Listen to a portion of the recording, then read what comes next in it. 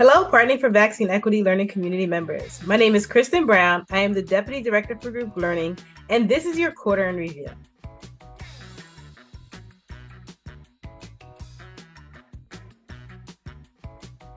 For all of those new to the learning community, welcome.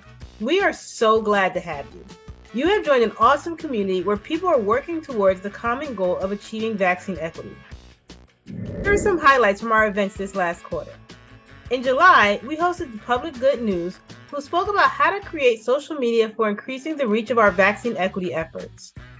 We learned about how the PAVE Data-Informed Technical Assistance Team can provide hands-on support to PAVE partners so they can use the data about the communities they serve to plan their vaccine equity strategies and tailor program activities.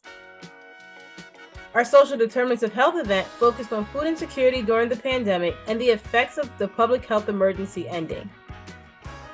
And last but certainly not least, we had Able South Carolina discuss disability culture, the myths and misconceptions about people with disabilities, the impact of the COVID-19 pandemic on persons with disabilities, and how to support vaccination and outreach efforts among this community. Let's check out a brief clip from that event. Vaccine hesitancy for people with disabilities is often related to their past experiences or fear of how the vaccine will impact their disability. A lot of disability-specific hesitancies and barriers should be considered or included in public information shared by experts and leading health-focused organizations. It is critical to include disability-specific information, education, and to provide solutions to barriers when sharing content related to public health emergencies. In August, we were on a summer sabbatical, but did host a follow-up social media event and our orientation session for new members. We resumed activities in September. Our Social Determinants of Health event focused on housing. In this month's webinar, we discussed the connections between the manifestations of structural racism, Black maternal and infant health, and how we move towards housing justice. We also hosted a webinar on racial and ethnic disparities in flu outcomes and vaccine coverage. We learned about the CDC's 2023-24 flu campaign resources that you can use to help promote flu vaccine uptake in the communities you serve. We hosted an event on the public perceptions of COVID-19, flu, and the RSV vaccine.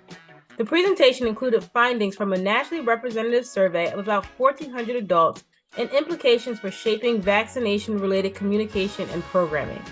Let's take a look at a clip from that event.